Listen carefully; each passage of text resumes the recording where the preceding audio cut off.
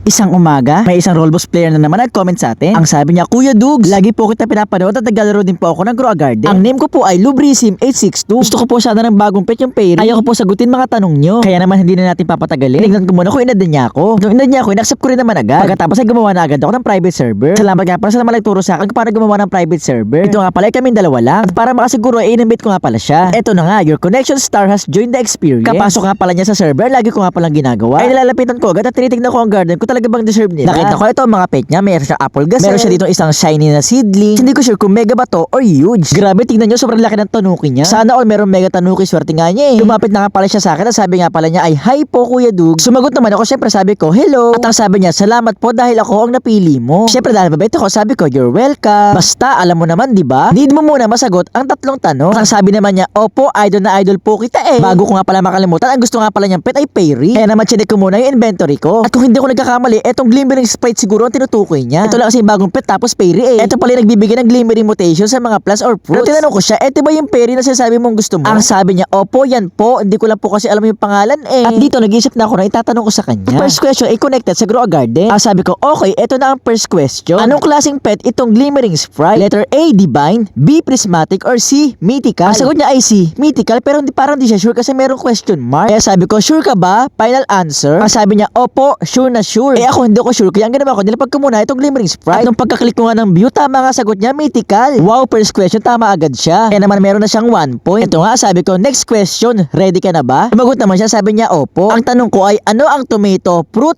o vegetable? Unang sagot nga pala niya ay vegetable daw. Pero bigla siya nagpahabol, ang sabi niya ay fruit po pala. Fruit po ang final answer ko. Kahit ako hindi ko sure kaya nag-search ako. Ang sabi, we commonly refer tomato as a vegetable, but it is indeed a fruit. Wow, so fruit pala siya. Ngayon ko lang din nalaman kahit paano meron ako natututunan sa sarili ko mga tanong. At sabi ko nga sa kanya, eto na ang last question ko para sa'yo. Kung talagang nanonood ka sa akin, ano ang pangalan ng pamangkin ko na lagi sinasabi na kamukha niya si Bini Aya? Ang sabi niya, alam na alam ko po yan. Ang sagot niya ay si Kappa Girl po. At sa wakas sa tapos din, tama ang sagot niya. Sobrang galing niya dahil naka 3 points na siya. Kaya naman eto nga, ibibigay ko na yung glimmering sprite na gusto niyang pet. Kulay pink nga pala, katulad ng pakpak niya. Mukha lang siya kulay yellow dito sa screen pero kulay pink yan. Eto nga, ginip ko na sa kanya. At pagka trade complete nga, tuwang-tuwa siya. Yan no. Ang sabi pa nga niya ay TY po. Sobrang tuwa niya, nagtatalon-talon na siya. Sobrang ganda kasi tignan ng glimmering sprite kapag naglalakad at buhot-buhot mo siya eh. Nung nilipagan niya ng glimmering sprite sa farm niya, pasin ko na magkamukha sila. Ang sabi niya, kaya pala ito ang request ko kasi pares po kaming Perry. TY po talaga Kuya Dux dahil ako napili mo, idol na idol po kita. At ang sabi ko naman, you're welcome, deserve mo naman yan. At bago nga pala ako mula, tinitignan ko muna itong glimmering sprite kung paano ba siya mag-i-skin. Ito, tingnan niyo kung ano nagagawa niya. Ginawa niyang kulay pink itong mga tomato. O, diba ang cute, naging pink yung potato, glimmering na. Sabi ko nga, hala, maganda pa itong glimmering sprite. Dapat pala hindi ko lang ito pinamigay. Char, dahil nasagot naman niya mga tanong, eh deserve na naman niya to. Kaya kayo, kaya ba sagutin mga tanong ko? At ikaw, ano ang pangarap mo?